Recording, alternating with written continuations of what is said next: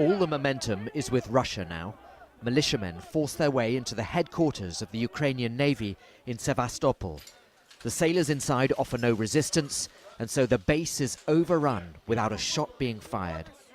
It's out with the old and in with the new. Russia is in charge in Crimea, its forces on the ground increasingly bold in making that point.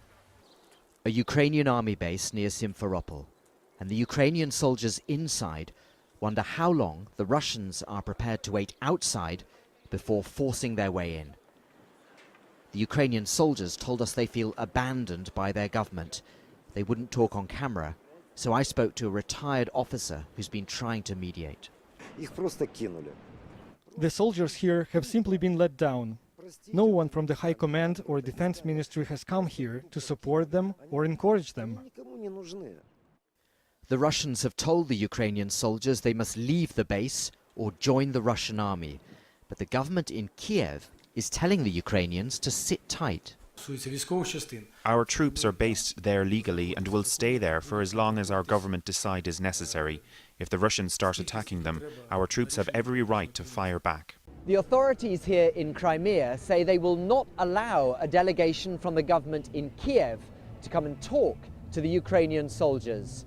Crimea's pro-Russian Prime Minister, Sergei Aksinov, says the delegation is not welcome and it will not be allowed entry into Crimea.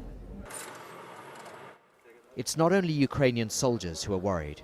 In Simferopol, we found a bank manager trying to reassure crowds who want to withdraw their savings. Don't worry, he says, everything's under control. But he admits that the bank is struggling to adapt to what he calls the new legal reality. At Parliament, they were putting up new letters in Russian, stating that Crimea belongs to Russia, not Ukraine. With every passing day, Moscow consolidates its hold. Barnaby, Phillips, Al Jazeera, Simferopol.